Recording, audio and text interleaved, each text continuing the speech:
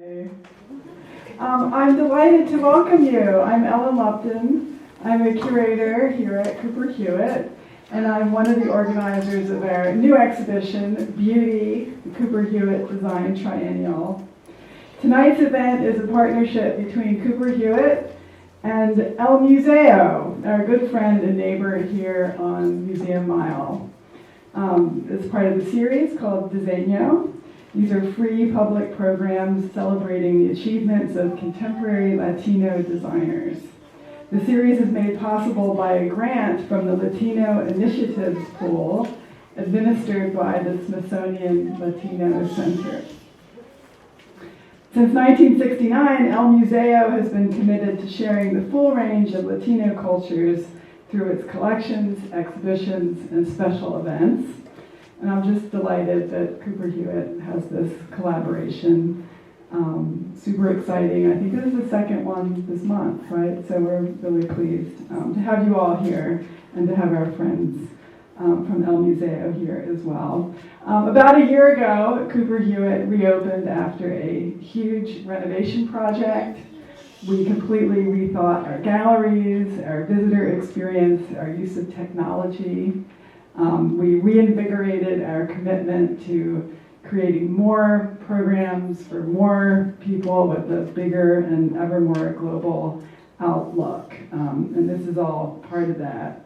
So just last month, we opened Beauty, the fifth in our triennial series, which features the work of 63 designers from 26 countries, including Brazil, Colombia, and Mexico. So we're taking this big look at design all over the world. Tonight, you're going to hear from two outstanding designers who are changing their fields in remarkable ways. First, Rodrigo Corral will speak to you about his work. He's based here in New York City. He creates design for print, for branding, for interior spaces, and for film. He runs his own studio, Rodrigo Corral Studio, but he's also creative director for Farrar, Straus, and Giroux, and he's creative director at large for New Directions, the legendary book publisher. He has designed covers for many of my favorite authors, and probably yours too, including Junot Díaz, Jonathan Franzen, Chuck Palahniuk, Gary Shteyngart, and John Green. So you probably have some of his work at home, so that's kind of fun. Cooper Hewitt was very proud to feature his work a few years ago in our exhibition, Graphic Design Now in Production. So it's great to have him back to share his work tonight and what he's been doing since then. Our second speaker is Emiliano Godoy, who is based in Mexico City, and he's a product designer. He works for a range of international companies as well as local manufacturers, including Nouvelle Studio and Perwi, a company that he helped found. You'll be hearing about his incredible approach to creating objects. He is innovating new sustainable design practices by creating and developing new materials and processes for working materials, using skilled labor and local resources.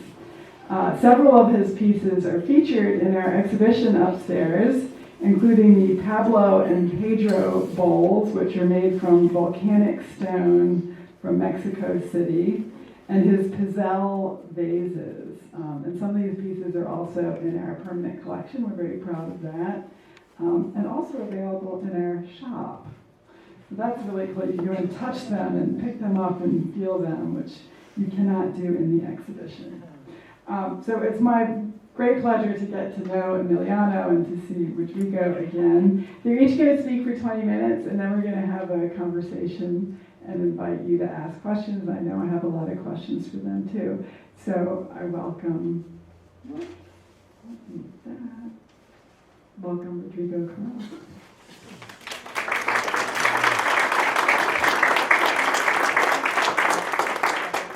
Thank you, Ellen. Thank you, Susanna. Thank you, Cooper Hewitt. Welcome, everyone. Thank you for coming out. What an epic day today, right? It's really beautiful out. I thought I would start with my name. My name is Rodrigo Corral. Not many times I get to say it like that. I thought this would be the opportunity to do that. So thank you very much. Goodbye. Okay. So let's pivot from the right way of saying it to the wrong way to say it. So over the years, and one very creative outlet I've had is to think of the many names people have given me when they hear my name and what they think in their head. So right off the bat, one of my favorites is Rodriguez Corral, which is Rodriguez is the last name, Corral is my last name, so I have two last names but no first name. Rodolfo, really, it's a pivot, again, funny, but not my name, but thank you, nice to meet you. Roberto, I like it again, but that's not me. Enrique, I could have been a musician, maybe, possibly. And then today, this was finally the decision where I had to include this in today's presentation. If you look at the date, it's from this morning, I swear to you. And the email says, hey Ricardo, just wanted to check in to see if the encrypted drive arrived yesterday. Okay, so it continues, it will always continue to see how my name gets butchered.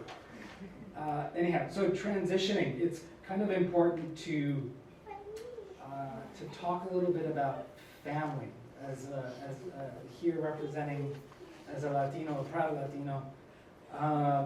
My mother would be delighted to be here. Unfortunately, she's in Miami enjoying herself a little too much. But I think it's important to give a little bit of background of where it came from. Passion is a word that comes to mind. My parents and family were full of passion when it came to loving each other and fighting with each other. One example, this is a true story. My mother would ask my father to do some kind of thing around the house, whether it involved switching a light bulb or cutting the lawn, and it usually took about 4 or 5 attempts to finally get him to do it. By the time he did it, he was kind of annoyed, and she picked up on that. And she'd always find a way to just ask another question that would then just set the whole thing off into an explosion. They would end up in a fight, a suitcase would go flying down the stairs, but eventually they would make up and that suitcase would get filled and they'd go off on a trip, but leave us kids at home. I kid you not, this happened many times. So there was a lot of emotion in my home and passion for the arts, but it was in a way that in actually preparing for the talk that I realized that it was very subtle and even more so than I actually really realized. One way was literature or books. We didn't have them very much in my house, but one day I came home from school and found a full set of Encyclopedia Britannica in my bedroom. They didn't tell me anything, they just said there's a bunch of books for you to look at whenever you're ready. It ended up becoming more of an installation piece because I never really touched it. For anybody in the room that's over 30, if you could relate to when you got your first computer and you opened it up and you set it up and you kind of looked at it and you felt like it was looking at you and you didn't touch it for a few days, that's kind of like the relationship I had with this, except it was like 5 years. I did not open those, but I finally got around to it. So that was their sign of encouraging education. As I said before, my parents were big travelers, and my mother went to Spain quite a bit and got obsessed with Giroux, these porcelain dolls, and would bring them home all the time. I found them to be kind of odd and funny, but when I look back, they're very sweet, and she always managed to bring the ones home that were symbolic of the arts. So we had a Shakespeare one in the house. We had the clown, I'm assuming is the comedy or the theater, and then of course the dancer. Another permanent part of our, this is in our basement, which was also doubled as a dance club. I kid you not as well. They would have a bunch of these in the basement, kind of horrifying to look at now, but at the time, beautiful typography and the printing was really special. So these are just a few sort of indirect, references to art in my home.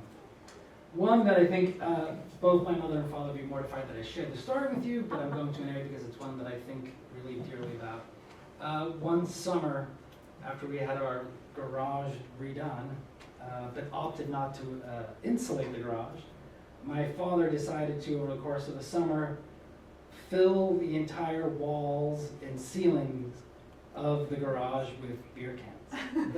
Beer cans that he drank. Now, unfortunately, I don't have a good proof of this, but he did that. This is really beautiful looking cans, but it was really like Schlitz and Miller, the cheapest thing you can get. But we went through all that and he lined the walls of it. And I just really look back that my father had a lot of creativity in him, but he just didn't really have necessarily the outlet. But he was dedicated and determined. It was just like if you moved one the wrong way, the whole thing would collapse, and it was so noisy. So I made sure never ever to touch anything in that garage. Yeah. So I know we don't have a ton of time, so I'm going to try to be very quick and concise. I've already been here already. Collaboration. This is something that took me a little while to figure out that how important it is and how much I value it. Coming from a publishing background, it's quite easy to find yourself working in isolation. Reason being, you're delivered a manuscript as a designer, you're sent off, you're given a few weeks to come up with a few solutions, you present, and it's hardly presenting, you're really just showing your publisher, your editor, the agent, author, etc. And it's either yes, no, or try again. And you can find yourself kind of being comfortable with that process. A lot of designers are. But I, over time, outgrew that and felt like, okay, social skills are kind of critical. That might help you. So I started to really start to befriend the editors and get into more of dialogue with them. And for the last 15 years, I've had kind of what I call a very special collaboration with one editor in particular, Sean McDonald, who's a very dear friend. I should expand on what I mean by collaboration. From my standpoint, is one where it's not about that everything is approved and that it's always this beautiful experience, but it's almost like this space where you feel incredibly comfortable, where you can shoot each other down, you can criticize the book, you can shoot down the design, and it's totally fine because we're both agreeing that we're dedicated to come up with the best solution for the project at hand. And that really just encourages more and more investment for myself as a designer and as a creative. One of the first examples of working with Sean is A Million Little Pieces. This was a very little book. Someone's actually calling me in my back pocket right now. I don't know why they're doing that. They should know that. So this is one of the first books we did together, and at the time this was a small book. It wasn't there wasn't many expectations around it, but it was an incredible read. Minus all the controversy around the book, it was a fantastic read. Really a page turner, something that I read in 2 nights. And in the process of trying to come up with a solution, every idea I came up with I could not create or mock up or find a way to just get it where I can sell it. Like this solution was not something I could just mock up. So we decided to just hire a photographer. Now generally in publishing, even before the climate of the industry started to change, you still needed to have approval. So it became this catch-22 that you want to show an idea in order to be able to get the budget for the photography. But since I couldn't do it, I was like, forget it, I'll just use the budget allotted as the designer and roll the dice. And fortunately, the end result was fantastic. We worked with Frederick Broden, who's a brilliant photographer in Texas. Sent him a pack of candy dots with a question mark on it and said, what do you think we can do? And this is what he came back with. I think the second part of what makes this experience really special is the reaction. And it sort of created a new path for me as a designer. The reaction wasn't so much like we love it, it's beautiful or it's brilliant. It was, it makes me really uncomfortable. I don't know what to make of it, but I can't stop staring at it.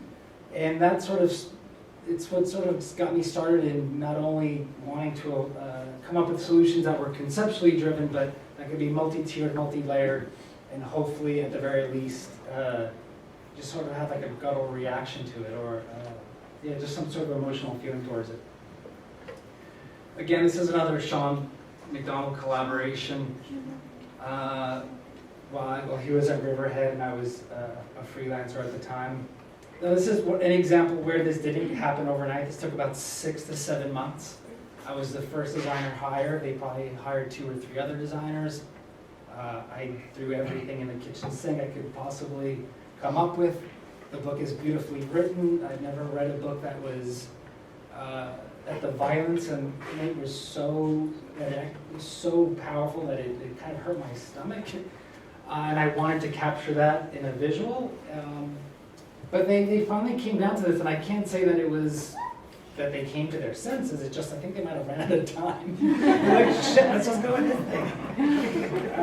But anyhow, I think everyone's very happy. The book has obviously gone on to be a tremendous success for the publisher and for Junot. A most recent collaboration with Sean is at Farrar, Straus, and Giroux, where we both currently work together. And this book was originally a trilogy by Jeff Vandermeer, and the original books were all published in paperback. And because of its success, we decided to combine them all and give it a whole new approach. And yeah, this was the process for this was, I believe, the years of that we've invested together, where he just asks a question, which is one that I appreciate the most, is, what do you think? And it really has this kind of incredible change of perspective when you're asked that about your own work. You really kind of can take a step back and think like, oh, what do I really think? I mean, I know I made it, so I should like it, but it does sort of help, and again, it encourages this sort of doubling down and wanting to invest even more. The UK publisher decided to pick up the 3 covers for their paperback edition, so it's great to see something that's not necessarily common in book publishing, where you can let the art be the driving force and the author name become the secondary element. Another form of collaboration is outside of the publishing house, is working with an artist, working with the design team, and finding a way to bring all those things together. Spiegel and Grau, which is a brilliant division of Random House, led this project, and it was quite a roller coaster ride. But I think the driving force behind the success of this is ultimately between the editor and Jay-Z himself. He was incredibly generous. I was a big fan, and the idea, having access to information, someone being open and willing to share, for me means a lot for any project I take on. If there isn't an opportunity to learn, to engage, it makes it very difficult for me to commit. And in this case, it was pretty brilliant. We had many meetings. He kind of did the same thing that Sean did, which is ask questions. What do you think? What do you think of what you're presenting? And really just fed us with tons of amazing material. The book comprising of annotations of his lyrics. So it became this extension of what, as a book jacket designer, we do. We take text, and then we try to come up with a few images that can somehow either directly or indirectly speak to the language. And in this case, it was the challenge was to try to find a way to make 250 plus pages where each one could feel like a book jacket in itself. So we've really tried to own every single page possible, and not just lean on any kind of stock imagery, or everything was photographed in the studio. Kind of bouncing a little bit here, so work ethic. So before getting into this place of what mattered most for me, collaboration being one of them, work ethic has been a thing that's kind of got me through more of the difficult times, because for all young designers, when I hear this word, what's going to be your style, or what's going to be your lane, I don't have a lane. This obviously goes back 15 plus years ago. I didn't want a lane, I just wanted to explore and discover and learn as much as I possibly could. So the thing that I could rest on through all that failure, or that, not failure, the unknown, is work ethic. And that's something that goes back to when I think of my folks being incredibly hardworking people, and that's something that I learned from them. And it's really, like I said, it really got me through I think a solid 5 or 6 years of wondering, like, should I really be a graphic designer? Or should I go into the hospitality industry? Graphic design, hospitality. In that process, I've had the opportunity to collaborate with many different companies, the Criterion Collection being one of them. Sarah Habibi is a brilliant art director over there. The material speaks for itself. Working with the New York Times, something that I really enjoy because it's such a different speed than books or film where you have 24 hours, 48 hours. There's really no time to hem and haw and start to worry about whether it works or not. Working with the design community, which is fantastic. Working with high-profile photographers. In this case, this was very funny. Barney Frank. I was hell-bent on shooting, having him being shot with 8x10 film. For all those who don't know 8x10 film, you kind of have to stay still, you cannot move. The photographer gets under this blanket, and the photographer's like, well, we're going to do 10 frames, and that's it. This photographer was so in love with Barney that he ended up shooting, I think, somewhere like 40.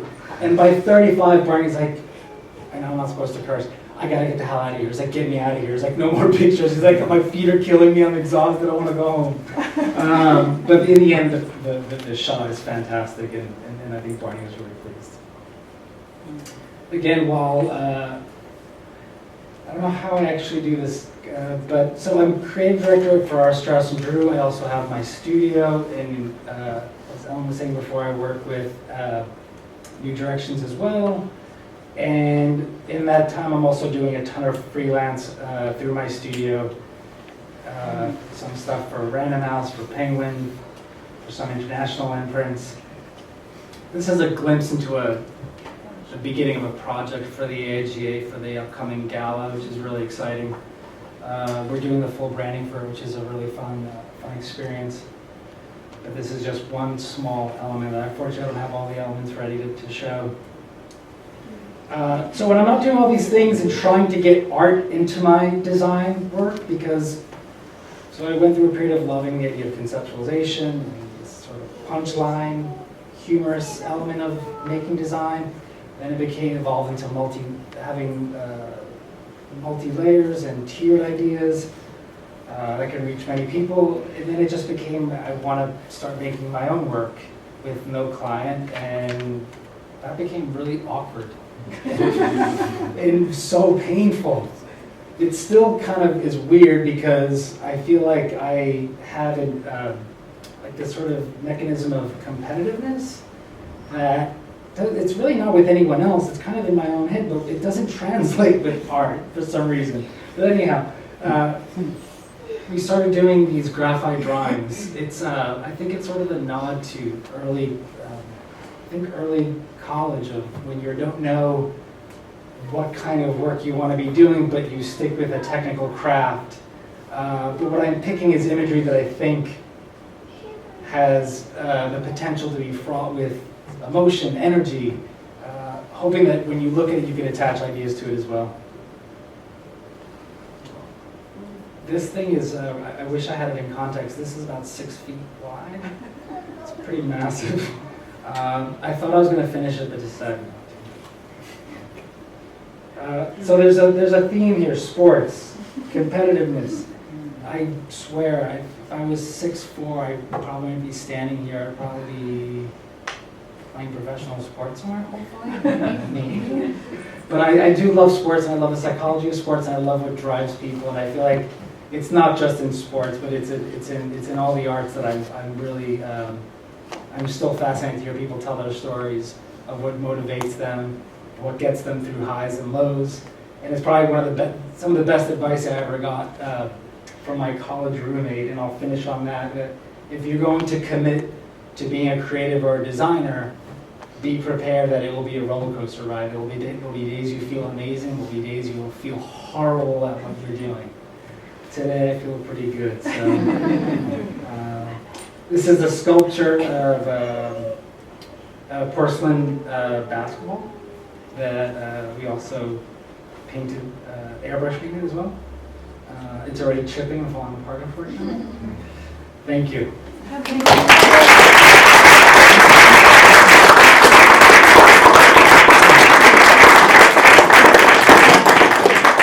I stay on for 20 minutes? Okay, that was fun. I feel I'm gonna depress everyone. So, thank you for the invitation and for having me here. I wanted to sort of explain a little bit of my design process and where it comes from. And I was just talking to Rodrigo here, and we were talking about the speed of things, and I was saying, like, I'm so slow designing, right? It takes me ages to design a project. And the project I'm going to talk about, it took me like about a year to make it and finish it. And I think that comes from like a sort of a internal, eternal conflict, which is that I started my design career in 1992, which was the year of the Earth Summit in Rio de Janeiro. And that year, it was all about the environment. And from that moment, when I started studying, and I started studying when that was happening, the environmental side of it, and the environmental side of design was always like present and like questioning my work, or that's the way I felt. And it took me a long time to actually understand what was going on and to understand what the conflict was. When I was starting the career, it wasn't that clear. But then it sort of became something that I understood there was a very clear contradiction between being a product designer and trying to be environmentally responsible. And at the time, I think it's still lacking in design education, but at the time it was like basically no existent the discussion about sustainability and design. And for me that was a bit of a big thing. And yeah, and I graduated and I started working and I started improvising a lot and trying to understand how to do it. And after a few years, what I understood is that what I was lacking was perspective, and to understand when we talk about sustainability and we talk about the environment and the sort of the built universe and products, and we're talking about a story that is pretty brief in terms of the environment and the planet. And that's when that sort of that was a click in my head. Then I understood the sort of the immensity of the challenge and the very special in every way moment that we're living in. So the graphics that I want to show now, and I'll try to be very brief about this, is about the time frame that I try to consider when I'm designing, right? Which goes like a few thousand years before our time, a few thousand years after. And when I started looking at things from this perspective, I understood that there was like 150 or 200 years that were very special.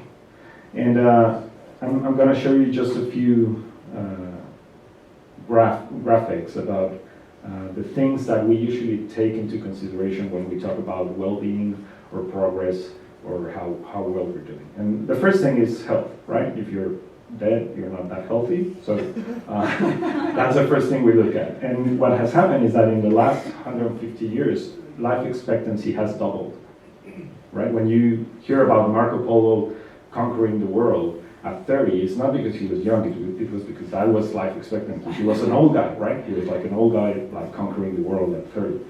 And we've only become we've only managed to live 70 or 80 years old only in the last generations, 4 or 5 generations. So the second thing that we use to talk about well-being is culture, and the most basic way to talk about culture is literacy. You can read and write. And of course there was a time where that didn't exist, but then it became sort of a very something that just the elite or just a few people could actually do, read and write. And only after, I don't know, in the last 250 years, we understood that it should be like a human right and everyone should be able to do it. And now over 90% of people in the world can read and write, and most of them can read and write in 2 or more languages. So that's a big change. And the other thing that we use, of course, is the economy. And that's a place where the change has been the greatest. When we talk about the economy, of course, there was a time when money wasn't invented. But if we use the same tools that we use today to measure the economy, the world has a history of poverty, of extreme poverty. Before the Industrial Revolution, 95% of people were living in extreme poverty. So that's quite a big change. Now, it depends on who you ask, but if you ask probably Jeffrey Sachs, he would say less than 15% of the world lives in extreme poverty. So that's a big change, from 95% to 15%. So that's sort of the good side of things, right? We came from a world that was poor, that was sick or unhealthy, and that was not very bright, to a place where everyone can read and write. We're basically rich in comparison, and we're very, very healthy, and we live a lot longer. So that's the good side of things. That, of course, has had a bit of an impact. The first is that since we have access to health services and we have more money and we live longer, then the amount of people in the world has exploded. From I think it was 1350, the year 1350 or something, population has steadily grown, and in the last 200 years it exploded, going from less than 1 billion to over 7 billion. I think the last count is 7.4 billion people in the world. So it basically exploded. And all of us, we tend to eat at least 3 times a day. And that means that we consume a lot more stuff. So there's a really nice thing called the Living Planet Report. I don't know if you know it, but it measures sort of the health of the world in 2 ways. One is the ecological footprint, which is how much resources humankind uses. And what has happened is that, of course, we use a lot more, and it's the same time frame as the other graphics. What you see, the little dotted line in the center, that's called biocapacity, which is the capacity of the world to renew itself. And when we crossed, I think the date is 1976, from that moment on, we're consuming more resources than what the Earth can produce, right? Which is kind of a bad thing. And of course, that means that other species population has declined a lot. And that's the other part of the Living Planet Report, which is called the Living Planet Index. This index follows the health and density of population of, I think, 1,300 vertebrate species. And what has happened is that just in the last 35 years, that index has gone down by 30%, which is a lot. It's insane. And that, of course, drives what, in my opinion, is the worst environmental crisis that we have, which is extinction. And what has happened with extinction is that we're living, there's a great book by Elizabeth Kolbert that talks about it, and we're basically living what it's called a mass extinction, which means that if everything goes as the scientists believe, we're going to lose more than half of all the species in the world by the end of this century. So that's considered a mass extinction, right? And that's, well, there has been 5 mass extinctions in the planet already. The 5th, the last one, was the dinosaurs when they disappeared. So we're basically creating a new one because of our human and industrial activities. So this is sort of the bad side of it. Yeah? And the question, of course, is how we did this and why we were able to do this so briefly when, I mean, it's not that people on the Renaissance were like, we don't want to be rich or we don't want to be like live longer, right? Those have been things that people have wanted all along, but how did we manage to actually change the world the way we have? And that's basically because we used to, we learned how to use fossil fuels to produce work, basically. So change the embodied energy in fossil fuels and like transform that into work. When you talk about horsepower, basically what you're doing is making an equivalent of a horse actually working, and instead of a horse doing it with some other machine. And we did that with, of course, the famous steam machine of the 19th century. And the first, just as a comparison, the first steam machine that was operated like a on coal, it was used to get water out of mines, is that correct? Yes. And that one single machine with one person putting coal into it replaced 200 horses, right? 200 horses with all the people working to maintain those horses. So that's where all the horsepower comes from, right? that's a lot, and that's a good thing. It's like we get fossil fuels and we use them to produce something that otherwise we would have to do by hand or with some other means. And that has allowed us to come out of poverty and get all these like good things that we have. Of course, global warming, greenhouse gas concentrations, etc. But my point with all this is that when I'm thinking about design, I really try not to be thinking about the design world or the project or the client, but actually be thinking about this, right? And this is sort of like what really bugs me, right? Which is, if you were Marco Polo and you were, I don't know, like whatever year he was living in, and he was thinking about how's the world gonna look like for my son or my grandsons, it was gonna be the same thing, right? It's like there was going to be no real change in the planet. There might be a big social change or revolution or something big in terms of mankind, but not so much in terms of the planet. But what has happened in the past 150 years is that our activity has actually changed the planet. And that stability, for good or worse, I mean, it's not that I want to go back to a world that is poor and sick and all the other things, but it was a stable condition. And now, I don't know if any of you can actually answer that question. It's like, where are these graphs going to go in the future? And that's kind of what I'm trying to think about when I'm designing. And it's like, which of those things that have changed I want to keep and I want to reinforce? For example, I would love to end extreme poverty, or our generation to actually manage to do it.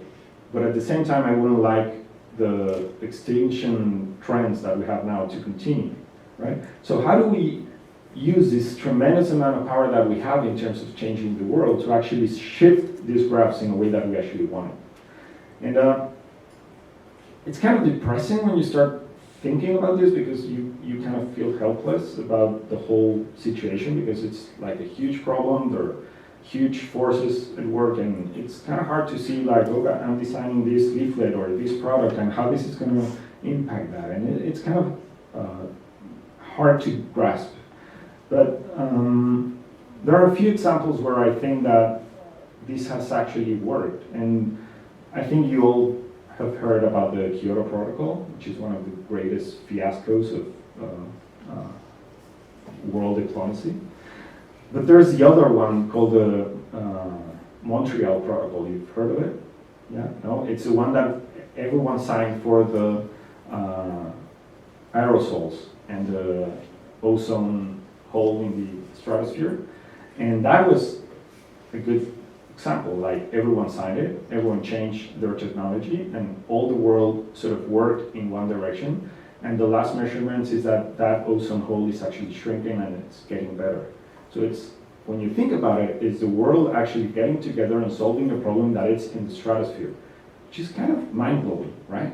So my big question is like, of course I need to think about the client and think about the product and think how to make it that it's feasible and etc. But my big question that I always try to think about, and I don't think I'm successful most of the time, or maybe just a couple of times, but is how a design project can actually have at least some sort of direction that is helping in this big question, right?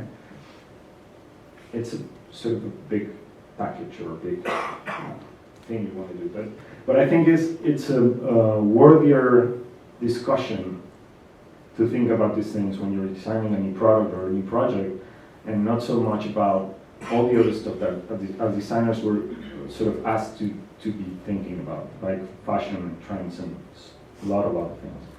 So the project that is in the exhibition that I want to use as an example of this is a place where I had the opportunity to work with a manufacturer that already knew me and knew all my, like, these things that I'm talking about, and was not as scared because he already had a couple of products in the market and knew I wasn't going to come up with something stupid or crazy. So it's a glass manufacturer, and my project began with another one of these things, which was energy use in manufacturing. By the way, any measurement you want to put into this graph is going to follow a similar trend, right? It's like if you want to look at book number of books published or mortality rate for neonatal babies or whatever you want to do, it's going to follow the same trend. So it's basically the same graph, right? But anyway, this is energy use in manufacturing. And when I'm talking about glass blowing and glass manufacturing, the problem with glass is that it uses a lot of energy, right? To melt glass, you have to take it to over 1,000 degrees Celsius, and it's quite a bit. So I started looking at places where I could lower that energy. And of course, I cannot make glass melt at a lower temperature. But I started looking at other things, and I found that there's another area where there's a lot of energy that it's being used, and it's in the mold manufacturing, how to make the tooling for the pieces. And of course, in machining the steel for the pieces, there's a lot of energy used, but it's not so much that, but actually the energy that was used to create the steel piece that you're going to start with, right? That's called embodied energy. And that's a coefficient that is measured either by weight or by volume, and that it can change a lot. This is part of a bigger chart with all the materials that we normally use. And you can see, for example, megajoules by kilogram, and you go from 0.02 in river rock to 227 megajoules per kilogram for extruded anodized aluminum. So what you see is that it depends on which material you choose. Before you do anything to it, you already have a very big energy footprint, right? And when I started measuring that for mold manufacturing, for glass manufacturing, what happened is that even before I did anything with the mold, there was already a huge environmental footprint, right? Energy use. So what I did is look for other materials, such as rock, that could be used and that could withstand that heat and be used for mold manufacturing. So I started working with this, which is volcanic rock, of course, coming from a volcano, sort of withstands heat. And, that's local, it's from Mexico City, and actually modifying the shape of the rock is pretty easy. It also consumes less energy. So I started experimenting with, this is where the sort of the good hearted manufacturer comes in, because when you come up with an idea like this, if you don't have like a good relationship with the manufacturer, he's gonna probably say like, yeah, whatever, and hire someone else. But he was already open to crazy ideas, and I started experimenting with this, and it worked really well. And I also, we came up with this. This is sort of the piece being made, and I'm not going to go too much into it, but basically you blow into this stone mold. This was the first pieces that we did. That's the piece before they cut it and made the actual bowl, which is on the exhibition. But when I was doing this, the first thing that I did was like, when I started testing it, I started to see really nice textures on the glass piece. And that's what I think is like the beautiful part of this type of experimentation, which is that I started thinking about the environment and all the other things, but the moment I did my first tests, I understood that there was a new door in terms of the aesthetics and the design language that you come up with in this process, and that design language, it was something unique to this material and these molds that was not feasible with a traditional steel mold, right?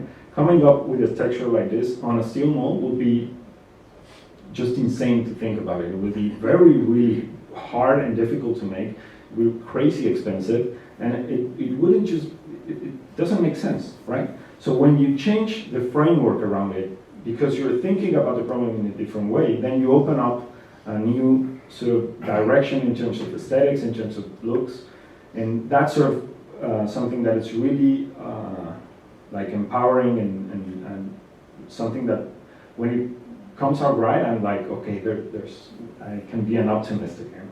And so anyway, just to finish up what I was saying, the comparison between a steel mold for a piece like this to a volcanic rock mold is that I lowered the energy use for the mold in 99.1%. So the energy use for the mold basically disappeared. And that is sort of why I think it's great about this type of projects is that you come up with something where the change in scale in terms of resource consumption is so great that it's, I think, what's his name, this guy that talks about we need changes where the scale of change is so greater than the uncertainty of data that it doesn't really matter if rocks comes from this place or the other, or the data is not precise and correct. The change of scale is so great that there is no way that you can sort of negate it by other means. So that's it. Those are the Pedro and Pablo votes. And thank you so much.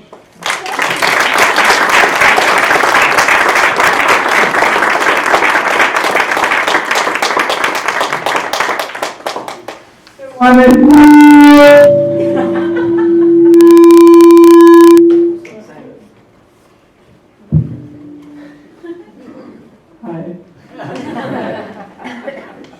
Join me, please.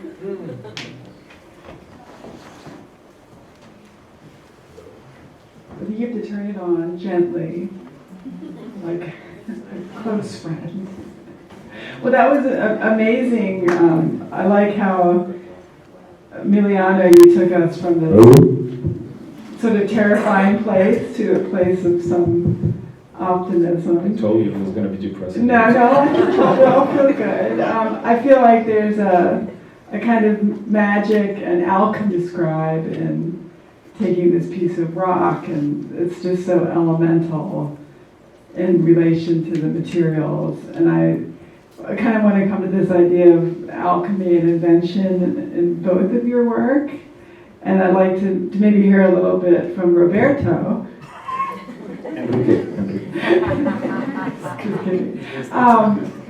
About the kind of, in a sense, what you're forging is ideas.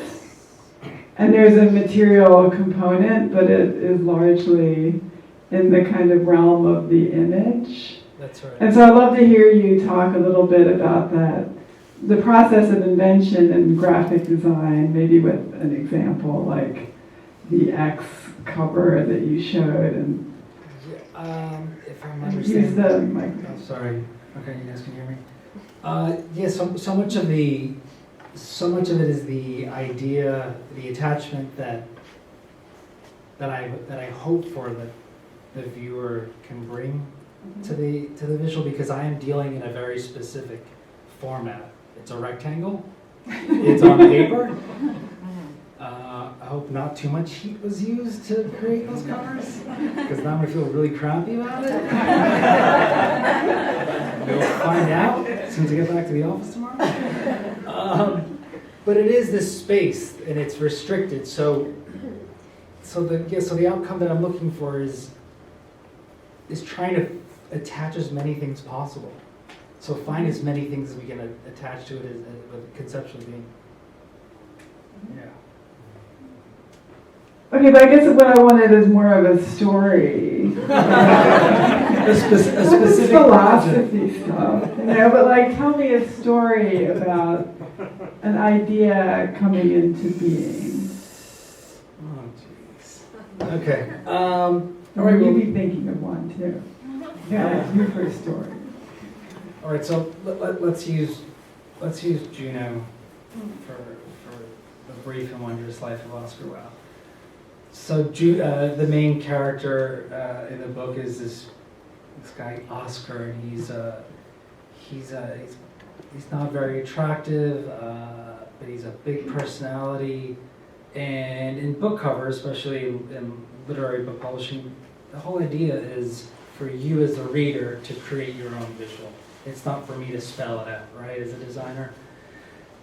So the end result is trying to think of someone who I know that could be that person in some way. And so I remember an actor, I can't remember his name right now, coincidentally Dominican American as well, who fit that mold of that personality. And I'm going to put the image on the screen. Whoa.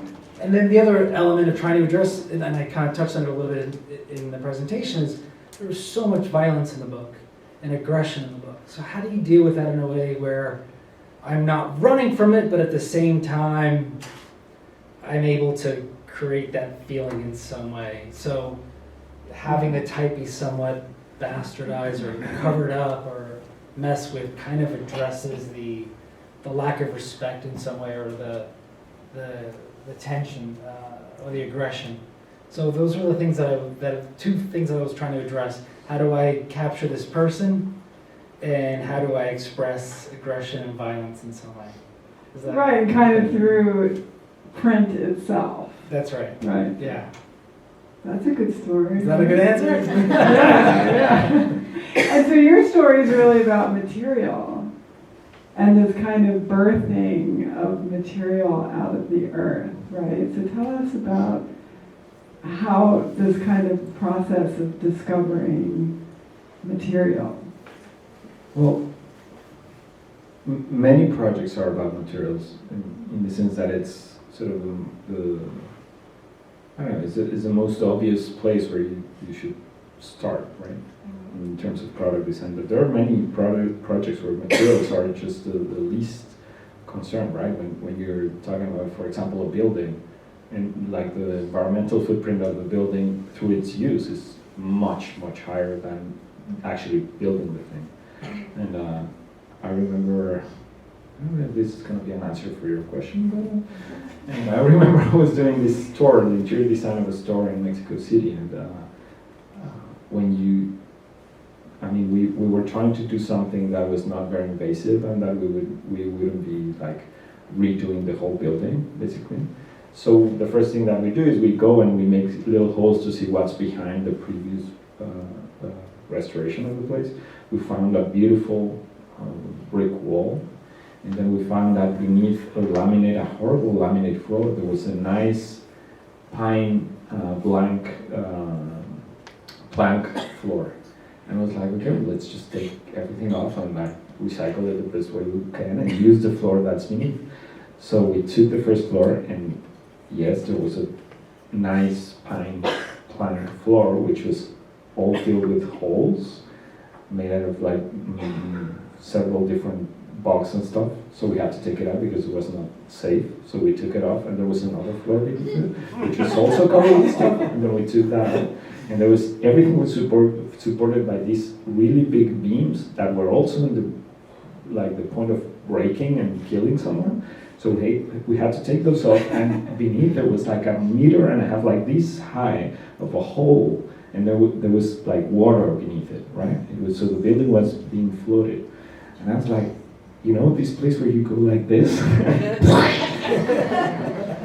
It was terrible, and we ended up having a mountain of waste that we didn't plan for, and we didn't know what to do with it. And what I'm trying to say here is that when you think about materials, it's almost always a metaphor of how people thought about the project in the first place, right? It sort of reflects your thinking about the project. And when I was taking all these layers off, basically all the guys behind me were just covering up problems, right? There was something that was not wrong, and they were like, and then I had to take everything off, and it was terrible, but at the same time, it sort of tells you how most people think about these things, which is like, it's just a facade, it's just something that you put on top of it, and what's behind it is not how do I talk about the book and what it represents, but it's like how do I just put something on top of it, and it doesn't reflect what it's actually inside, right? So it's, I don't know. Yeah, that's a good story. I like that. You keep taking away, and there's water. That was not good news. No. So any questions from the audience? Yeah, I see a question in the back there. I think we're going to use a microphone so that we can capture it through the internet. My question is for Emiliano. Thank you very much for your talk. Thank you.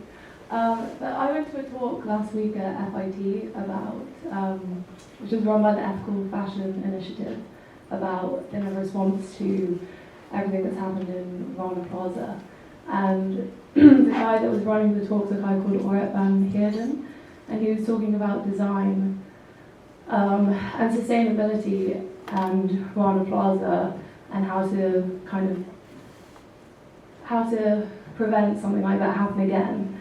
And Oh, this is the factory that collapsed? yeah, sorry, Yes, Rodrigo okay. being the factory Right. that collapsed in Bangladesh in 2013, and he said that he felt a new form of governance and social responsibility was really imperative to preventing something like that happening again. And I come from the UK, where a guy called Ryan Levin invented free healthcare and social housing. And I was just wondering how much you felt sustainability, be that environmental or healthcare, improving that, how much a designer should work with governance and social responsibility, and how that relationship might work. You mean like instead of working with private companies? Yeah. Okay.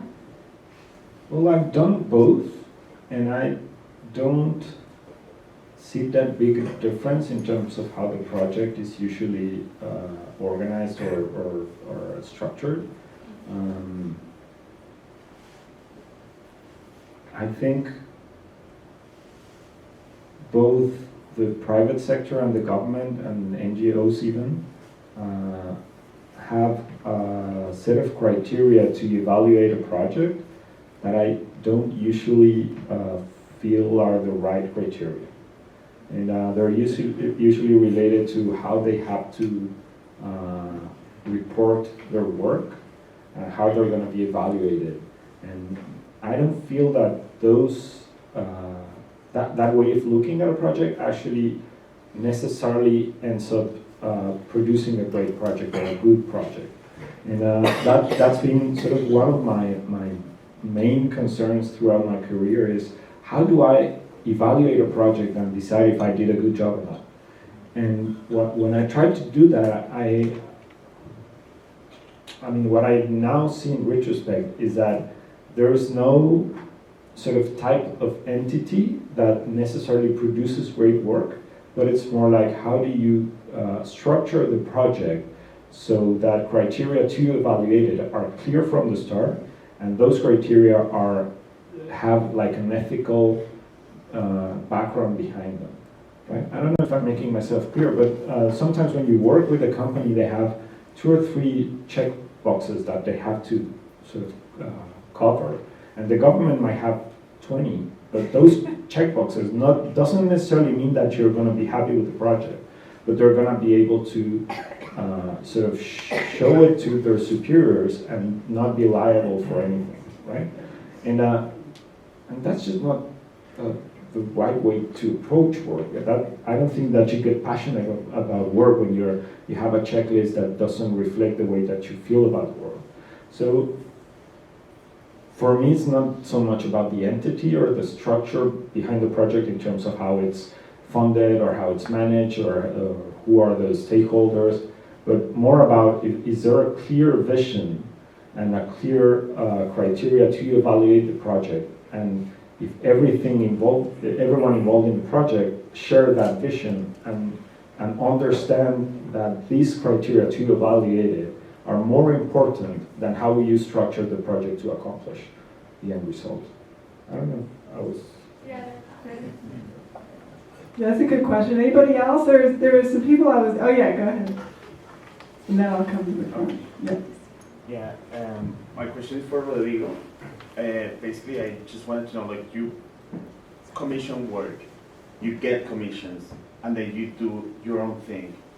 How do you juggle those 3 things? You know, I mean, and how does that work, basically? Let me take note. Yeah, I don't know if I have I'll give you a two-part answer. One is I think part of it stems from a degree of fear of failure, and the other part is kind of enjoying living with that for such a long time that it's now this thing that I embrace and enjoy. And there's just also an element, like I think I was describing before, that I have probably like an inner voice of competition that I create with each and every project. And I just feel like, at the risk of sounding kind of corny about this, but I feel like I don't let go of the appreciation I have of the opportunities, because I never imagined I'd be doing, be a designer. I really was going to go into hotel and restaurant. I wasn't just to be funny, but I did. So don't get comfortable, right? That would be a good advice from Enrique. Yeah. Rodolfo would not have approved of that advice. Fear is not a good method. So you talk about failure, We're going to capture your question. you talk about failure, and I was just wondering, with all the great work that you showed today, are there projects that just didn't make it to the final execution? And I'm sure that if there are a few, like, do you hang on to those, or do you just kind of forget about them and keep going? It's a combination of both. I think part of what brought me back to Farrar, Straus, and Giroux is being fresh out of school and given opportunities to produce work that should have never seen the light of day. Like I wish I'd added it to this deck, but there's one project I did about D.H. Lawrence, and it was the author Jeff Dyer was written a book basically going through the same travels as D.H. Lawrence. I had this great idea of using a photo of the author and then an acetate jacket with an etching of D.H. Lawrence. Now, when these two things were combined, it just turned to mud. You couldn't make out either face, but somehow the publisher said, "Great, let's go with it." And so I think it's that level of support that just, sometimes you're going to get them, sometimes you're not. I think the most important thing that I enjoy is feeling like I learned something, whether it's having inspired a read or meeting someone that just brought a different perspective into my life. But even in the failed moments, those things can be the winning thing, if that makes sense. But so, Emiliano, you spend a whole year on a project. How does that work out? Yeah, tell me about it. Is that I was just telling Rodolfo. I am never repeating that story ever again. It's not funny. That I have a friend that studied with me at Prada, the Masters, and I talked with him, and he told me he was designing 280 projects a year. And I was like, what? So is that like a good use of energy? Or, like, I'm trying to just do the graph on that. Is that good or bad? Like, there's a whole slow design movement. I do. Right, that it's better slow. to work slowly Slow and use human energy. No, I'm a firm believer in slow everything. But slow design is great. Is when you think about it, if you really want to think about the book or the project and like understand and have a clear vision of what you want to do and blah blah, and you have like 8 hours to do it. It's just, it doesn't make sense. If you really want to be if you want to be held accountable for your work, then you should at least have a few days to think about it, right? Yeah. And I'm really... Or a few years. Or a few years. Some projects are just way too fast. And I know that, in terms of if it's feasible with the budget that you have for a project or not to make it run that long, that's another question. But I think that it would be better if all design should take a bit longer. We're going We too kind of fast. have two different world clocks Yeah. going on the stage. There is yes, back here. Thanks, guys, for a great event. Hey, Rodrigo. I'm just so curious about the backstory of the fight drawing. Like, what is that all about? There was I think it's actually a pretty good story. Let me think about it here. So there was an exhibition match in China between one of the Chinese the professional Chinese basketball teams against a collegiate team from the United States, Georgetown. And there were several of these matches that were set up as a goodwill tour that Joe Biden had traveled to China to participate in.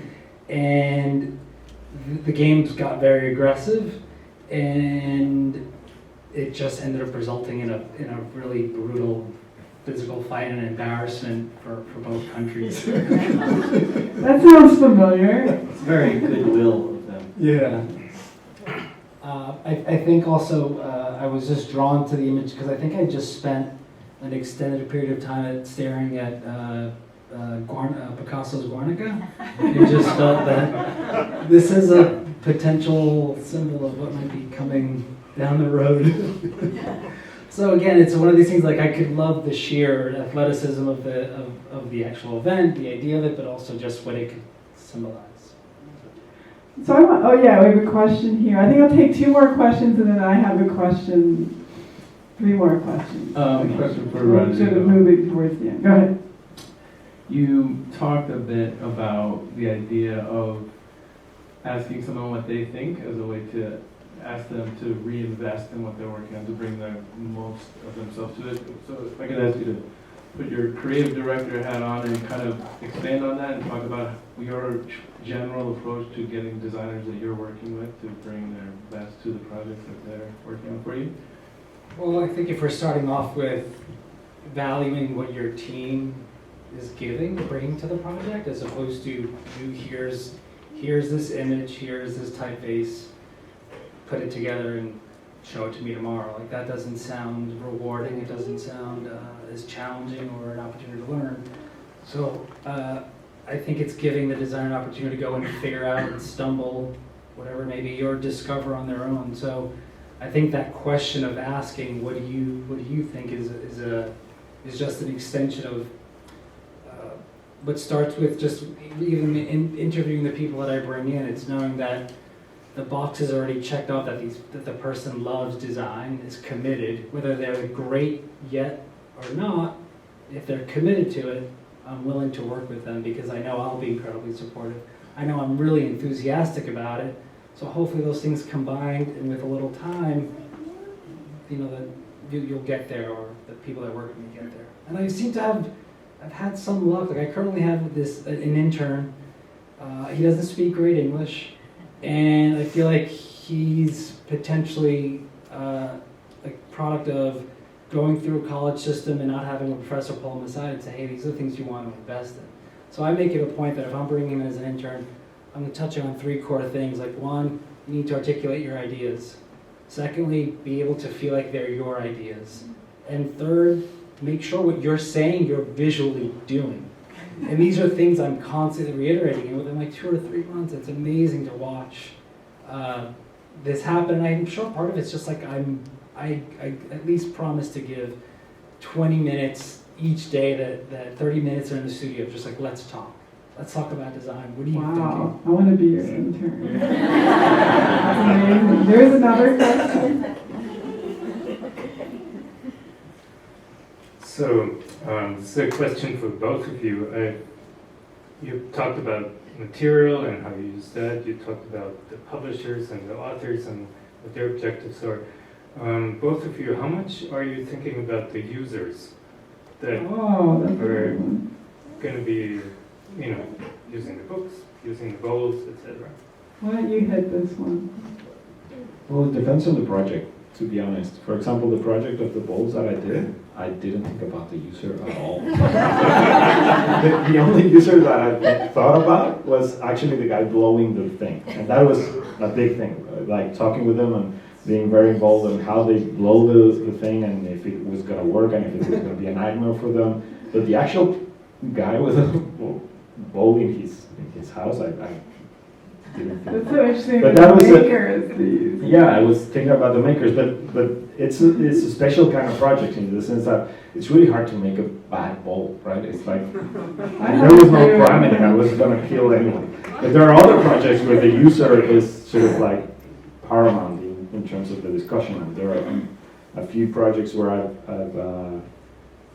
sort of put everything on a second level, and the user is sort of the king in terms of who drives the discussion. But I think it depends on the project, to be honest.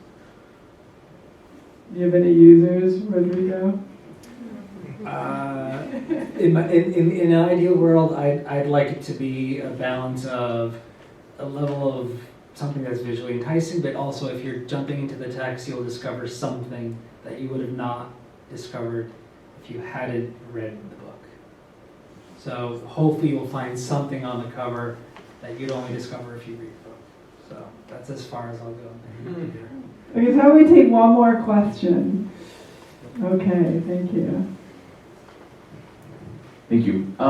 You both guys kind of talked about collaborations, Rodrigo and Emiliano, you about, so my question would be, how do you pursue or essentially engage the chance to collaborate with other designers or with big publishers or big other big production brands, or how do you pursue? Is that just like sending a bunch of emails and just keep them coming and knocking the doors, like the old school kind of way, or yeah. Not mine.